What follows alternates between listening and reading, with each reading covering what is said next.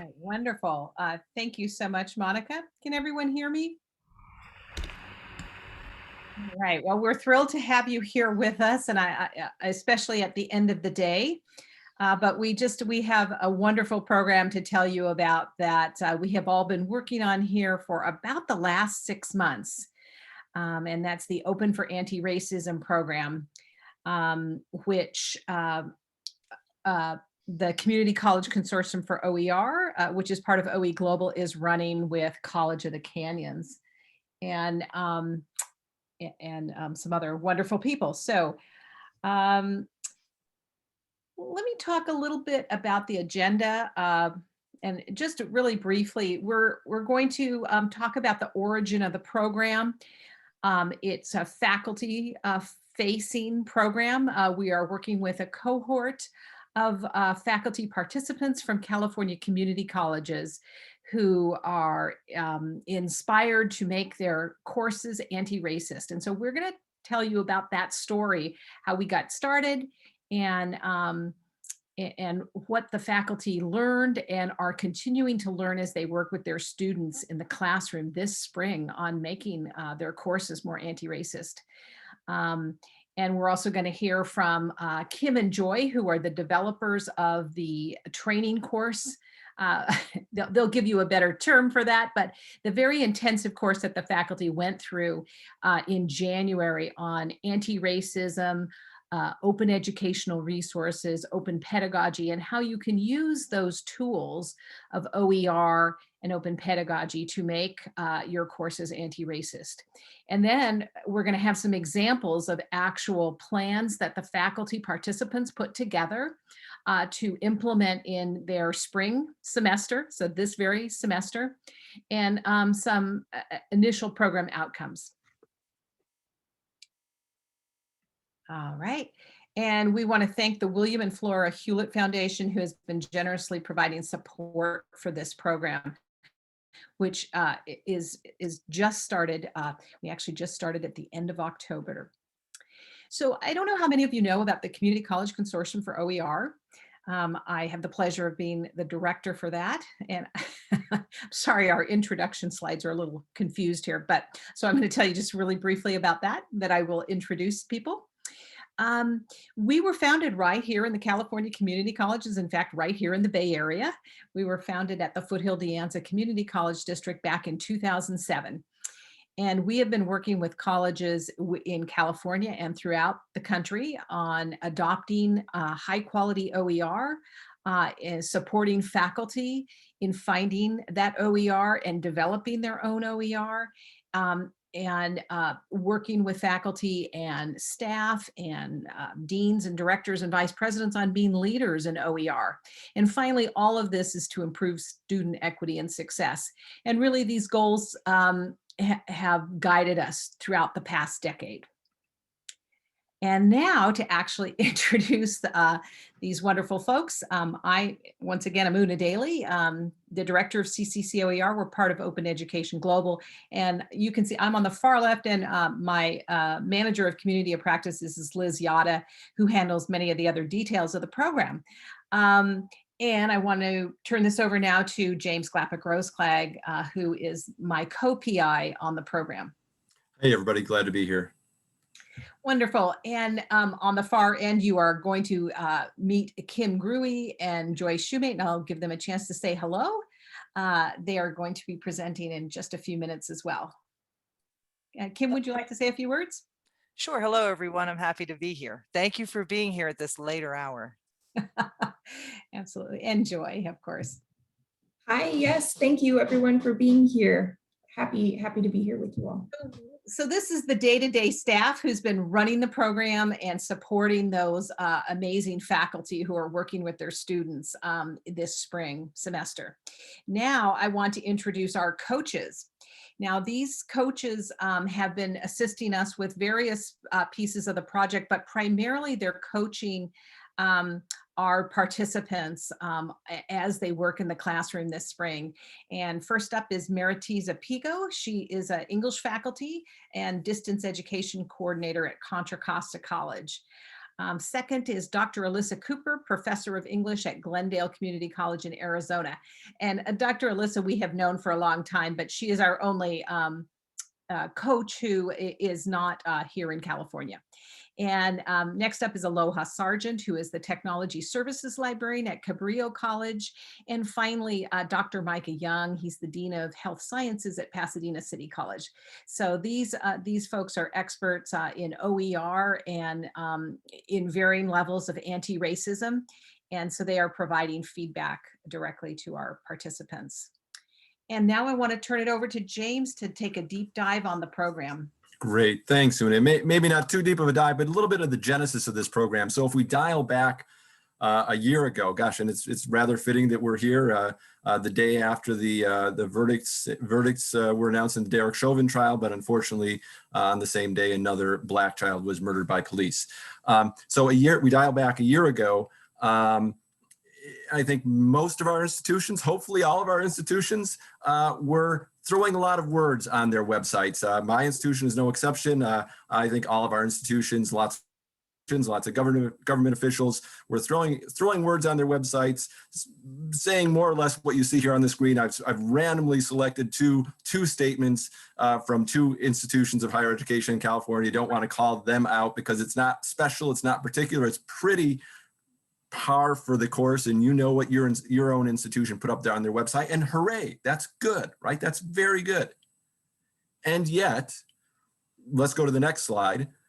The words in many ways were followed by this action, right? Not a lot of action, but not necessarily through anyone's fault.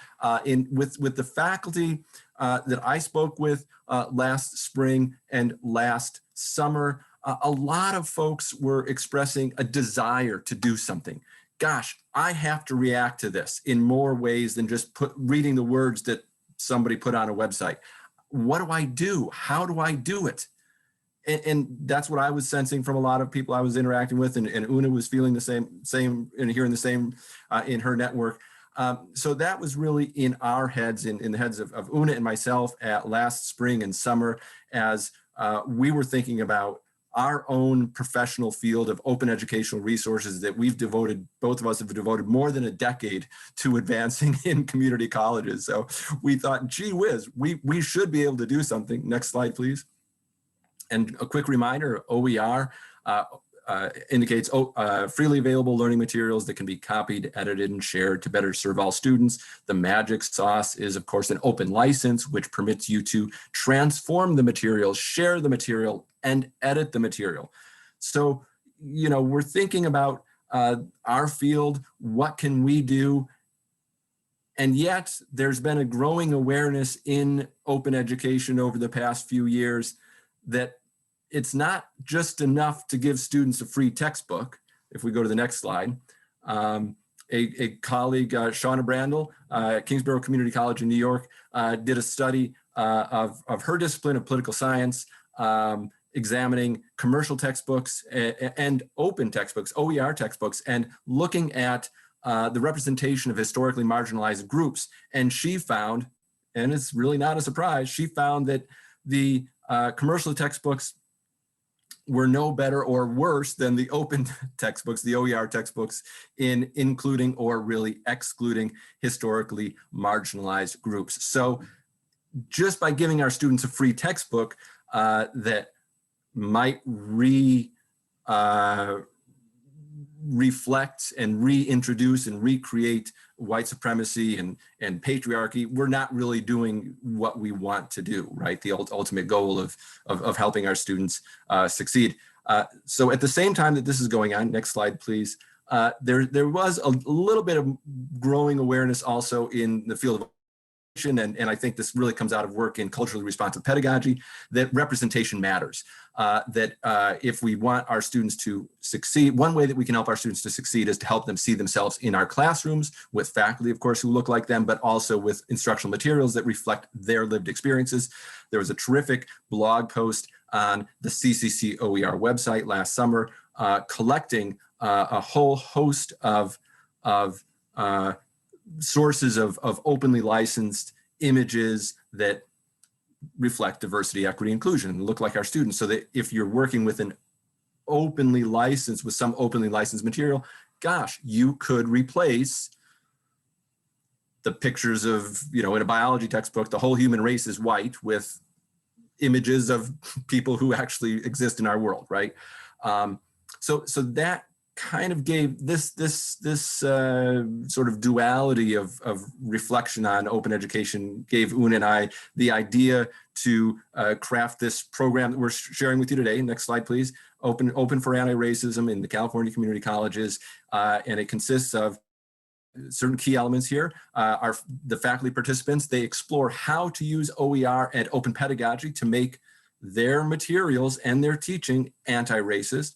They're learning, and Joy and Kim will speak a lot more about this, learning about anti-racist pedagogy, as well as learning about OER. We know about OER, but certainly not everybody does, right? And open pedagogy, developing an action plan to really make a change right away, not wait. And then we are providing some wraparound support and some documentation of the impact. Next slide, please. We rolled this out last November. We extended a call for proposals, notified participants, and Kim and Joy were busy creating a course. January of this year, our participants dove into that course, very intensive learning experience you'll hear more about in a minute. Then they dove into their spring terms, and they're right now working on projects with their students in their classes to make a change now. And we're documenting what's happening along the way. With that, one more slide for me. Just a quick note, we had the ability, the financial ability, thanks to the generosity of the Hewlett Foundation, to support 17 faculty to participate in this program. And holy smokes, we got 330 applications. It was just stunning and really invigorating to know that there are so many colleagues who want to do this. You can see the disciplines on the screen here. We got a variety of disciplines, a variety of people from all over the state. It's a massive state, but we tried our best to represent all parts of the state in many, many disciplines. So with that overview, I'm going to kick this to Joy and Kim, who are going to tell you about the real meat of the program.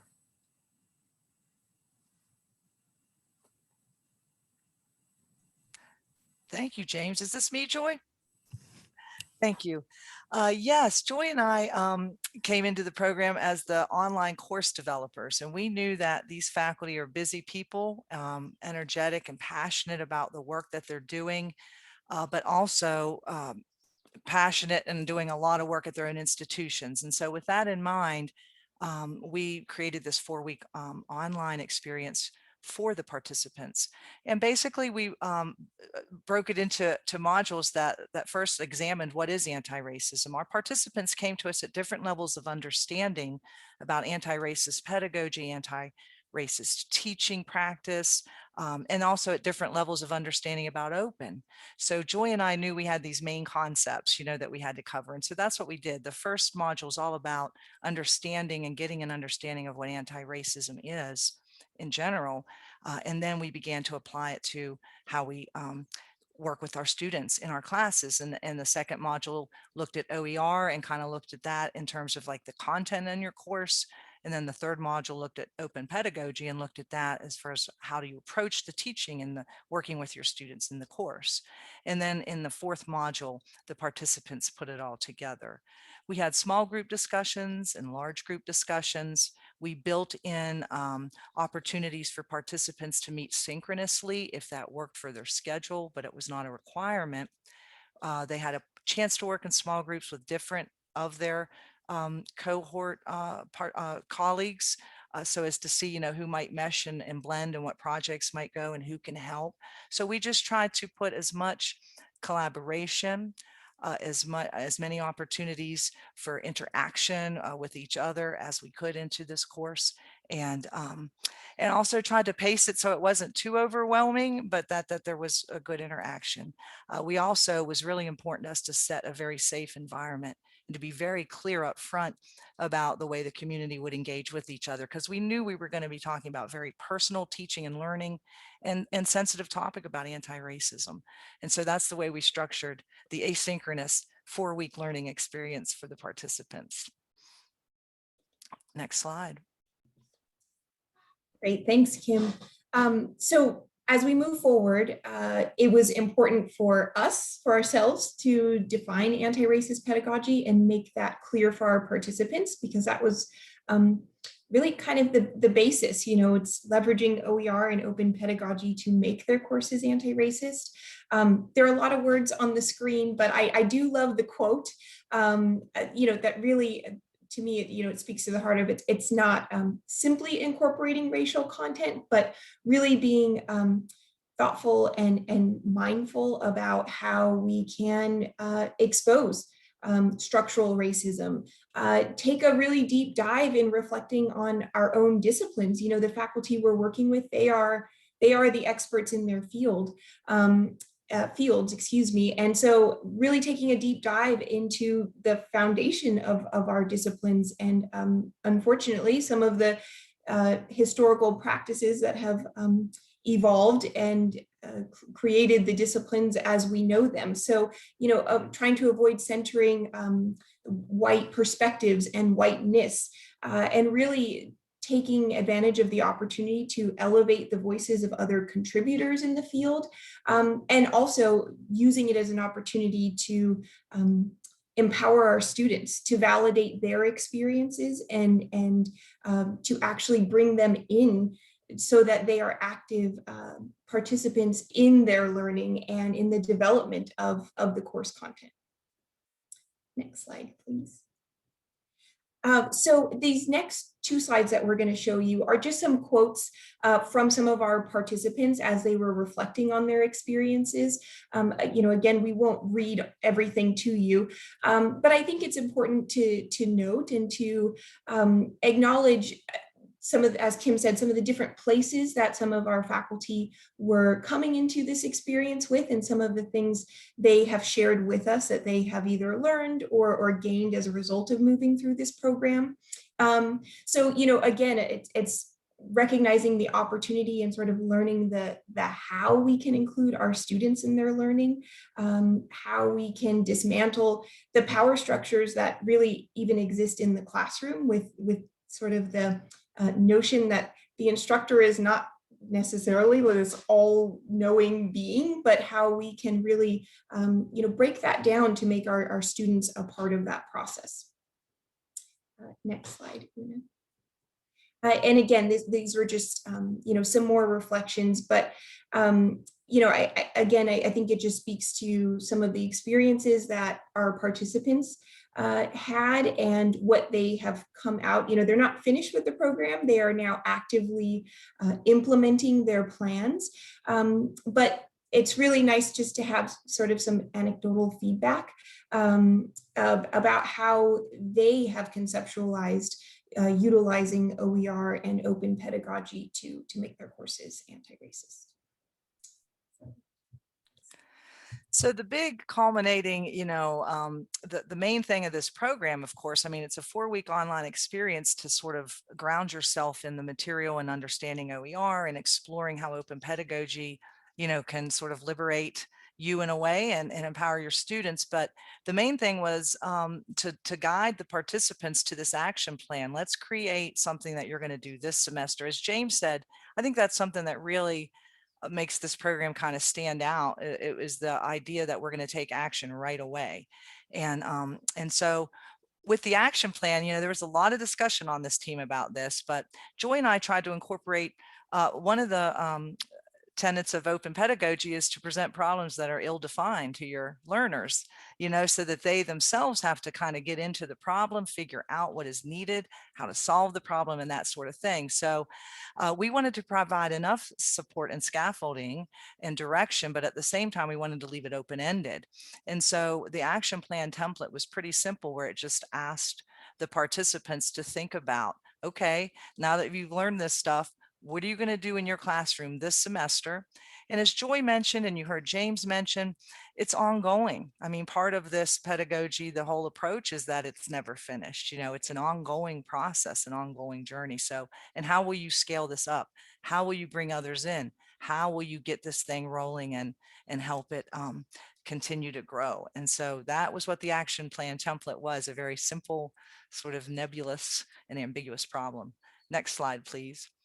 And so from this nebulous prompt came these wonderful approaches, so as varied as the instructors themselves, a wide array of subjects. And so this first one is a history professor, and he has put forth this idea of radical archiving, which means that he's empowering his students to understand the importance of their own voice and their own legacy. And he's bringing those stories of his students and their families into the classroom. And he's got a couple projects already called the Delano Project and the California Story. There are websites that he started where he's archiving some of the, but he's going to get the students to be more actively involved and to do the work of, he's going to streamline that into a project that highlights the voices, the families, the contributions of the people in that valley. Next slide, please. And a lot of people say, well, it's easy because that's humanities, So here's a science one that I really wanted to make sure that we knew about. And in this one, the participant, she's revising Canvas modules for non-science majors. And she's making the content, she's recontextualizing the content to what's happening in the world now, focusing on the COVID-19 pandemic and vaccines. So she's trying to take some of that very jargonish language and make it a lay person could understand it. And then students will actually help create some of the content that will be used to reconceptualize these topics in science. So that's another one that's in science. Next slide, please. And this is our last example we'll share with you today. But here is a vocational technical or career tech person, a paramedic, EMT instructor. And another very inspiring, we know much more about these stories, but this person had been kind of stalled on his PhD for a while and then got very inspired now. He's got a PhD, a dissertation topic because he wants to take this idea and run with it. But what he's doing in his EMT classes, he's reconceptualizing these case studies. A lot of the case studies don't reflect the people in their area. And so when they work through things in class, it's almost not applicable. And so he's going to have his students work on these case studies. And so the second half of the course will be the students teaching each other using case studies they created, which reflect the lived experiences of the people who are served in that community. So that's just a little taste of 3 exciting projects that came to be as a result of this first iteration of this program. Great. And as those of you who might be familiar with OER know, it can be a big lift sometimes, especially to create your own, or if you're new to the field, learning how to even search for open educational resources. One of the exercises that our participants went through was learning about licensing and how to actually openly license some of their own work. And as James had mentioned earlier, we really just wanted to provide that wraparound support to our participants. So now that they are off and running and implementing their action plans, a lot of them did express the intent to either adopt OER or create their own content. So you'll see on the slide, there's a banner, an ad that we have flying at College of the Canyons. So we have a small but mighty team of OER professionals who have been able to offer ongoing workshops and additional support to help those participants, because we recognize, again, it was really about putting action into place immediately and really creating plans that are actionable, and recognizing that our participants will need that support to put their plans into place immediately, but also ensuring that they are able to think long-term about what some of their long-term plans might be. So we are providing that wraparound support to really help our participants as they are looking to implement open resources into their courses.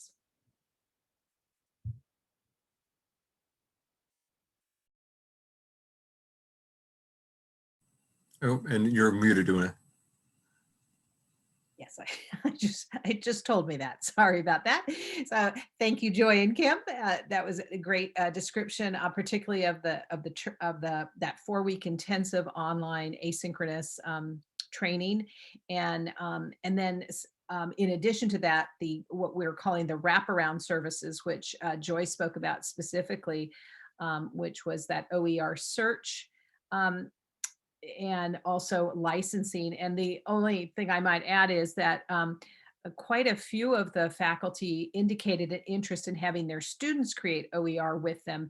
And so they also had questions around licensing their student work, or helping their students to license their work, I should say. And I know that Joy and her team were able to provide that kind of information. So really exciting. So another one of our wraparound services was we had monthly webinars. And we specifically wanted to have folks who are scholars and academics and experts in anti-racism. And we were very lucky, and some did have backgrounds in open education, but not all. But we really felt that that was an important community to get involved, and to really encourage and foster this kind of relationship between open education and anti-racism and culturally responsive teaching. And so all of these webinars are archived on the CCCoer.org website, and really invite you to go check them out. We had one of the authors, which as it turns out is one of our coaches, Dr. Alyssa Cooper, speaking about anti-racist pedagogy. This was a guide. It's a free guide that's available online, and it was produced last summer, and it's really quite comprehensive, and I think a great guide for faculty who are new to bringing the topic of race into their classroom with their students, and it really prepares a faculty member for getting ready for those conversations and setting some good, safe boundaries.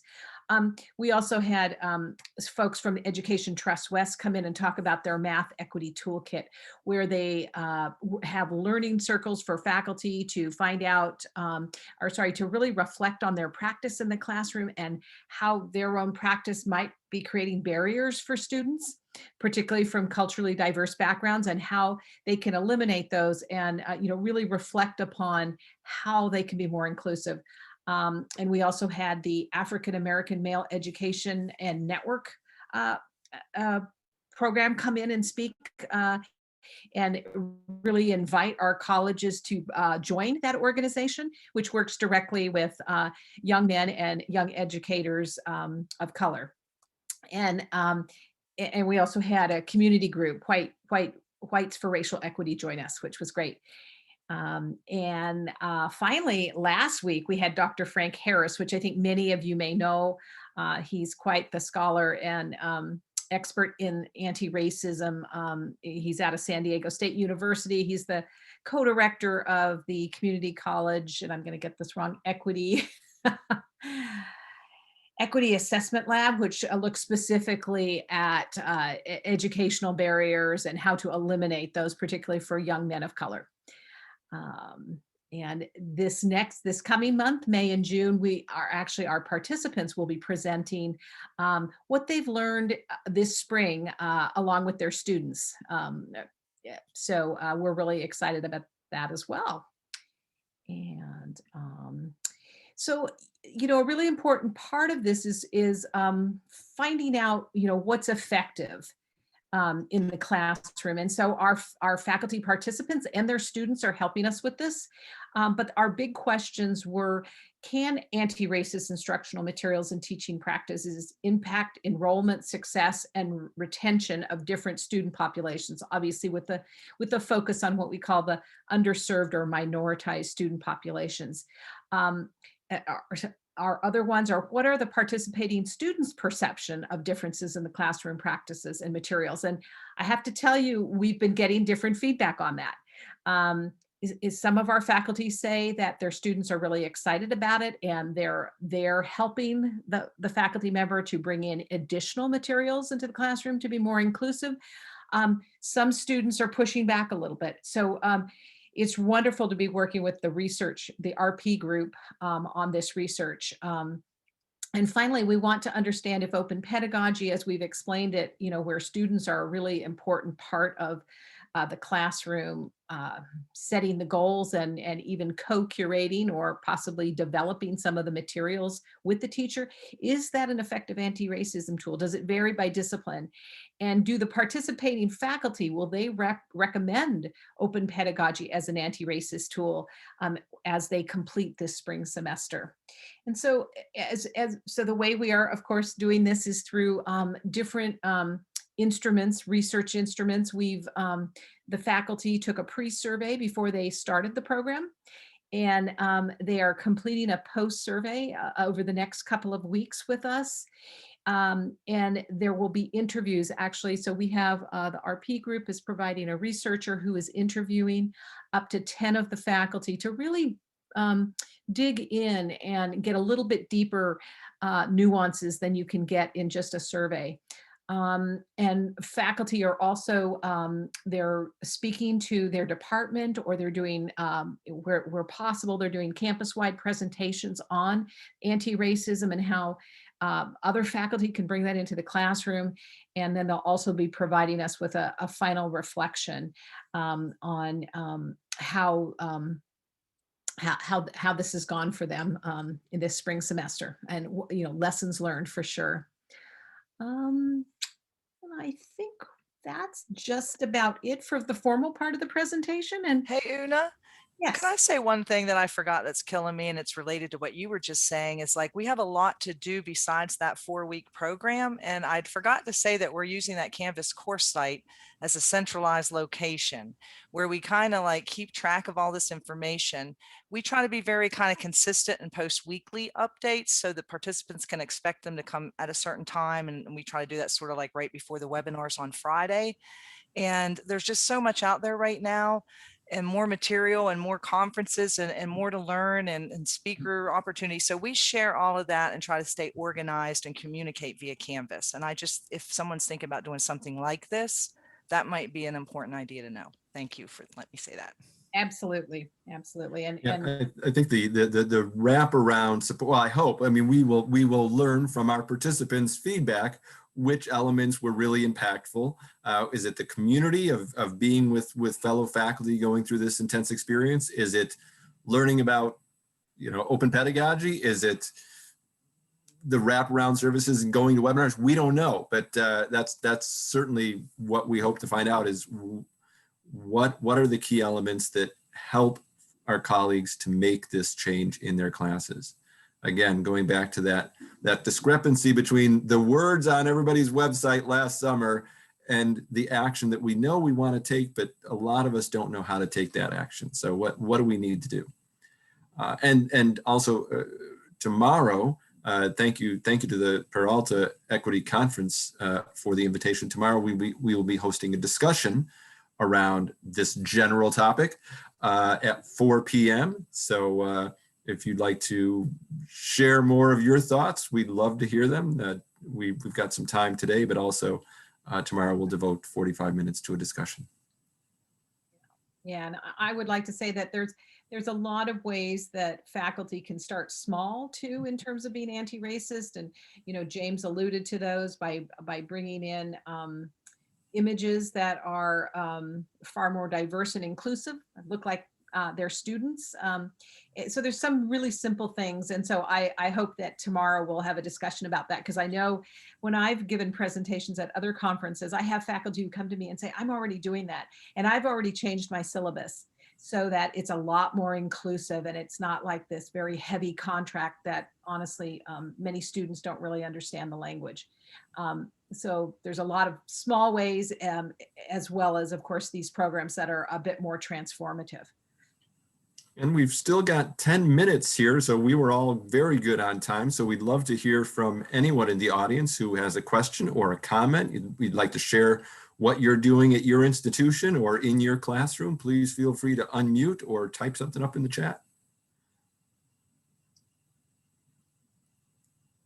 I think we're all dumbfounded.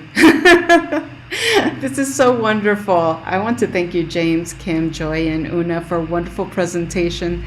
I think that we all want to participate, and we just need to find our time machines, right? Our TARDIS, so we can get in and then just jump in, do all this wonderful OER, and then jump out and then be in regular time, right? And so baby steps, I think, maybe, you know, little by little, participating, coming to meetings, hearing what people are doing, and just getting inspired by this workshop, for example. I hope to be able to join you tomorrow at 4, knock on wood. We do still have the Padlet open, as well as Twitter, Facebook, and what's the other thing? I can't see, it's already too late for me to have a brain, I guess. But was there a question or comment from any of the other participants? There's a question in the chat about the course, the core training component. Will that be openly licensed and released to the world in the good name of OER, which we promote? Of course it will be. It will be posted to Canvas, shared on Canvas Commons. Probably summertime is what I'm going to look at Kim and Joy. Summertime is what I'm thinking. Some tweaks, you know, before we publish it to the world. I'm looking. I should shut up. Kim and Joy, what do you think? I say you're the boss, James. Yes, summertime is good. Summertime is fine. I'm actually the boss. But yeah, we you know, we're going to learn. We continue to learn. We from the participants, and all of you know, the first time you build a course and teach a course, you go back and you say, oh gee, I should have done this, or you find a typo. So we just want to give it one more little polish. Yeah, and Brooke, that was a really good question as well, about financial support. And we are providing financial support to faculty. There is a small stipend associated with the intensive training, and then they are provided a larger stipend for their work over the spring semester. Yeah, and again, many thanks to the Hewlett Foundation for making that possible. We think that, you know, with 330 applications for 17 spots, we think that probably the financial side of it wasn't the deciding factor, but yeah, there's a small stipend for the participants, and it's probably less than you make teaching an overload class, you know, somewhere south of what you make teaching an overload. But people are doing work. We want to honor people's work. Any other questions or comments? We'd love to hear what your thoughts are, everybody, and what you're doing at your institutions. Hi, I'd love to share. Hello, everyone. Thank you so much. This is so fantastic, and I'm just so excited by what you shared. I'm working, like I've mentioned in the chat, I'm working on a similar thing with a few colleagues at Pima Community College in Tucson, Arizona, that's focused particularly on grading, equitable grading practices that are anti-racist. And we ran a similar, what we called a virtual learning community through our Teaching and Learning Center this spring. That was a 4-part, 90-minute workshops for faculty from a variety of disciplines just at our institution to talk about equitable grading and contract grading as an example of that. And I've submitted a proposal that looks like it's likely to be accepted for next year to kind of scale up and do something that's more of a full year, just like what you're saying you've done, where faculty actually commit to doing a project, implementing it and assessing how that went, and then I did a Google Form survey and a little bit informal, but we're looking to kind of scale up the way we collect data too. So I'm really interested to know how you did this, on a much larger scale than what we're doing. Your research questions are really similar.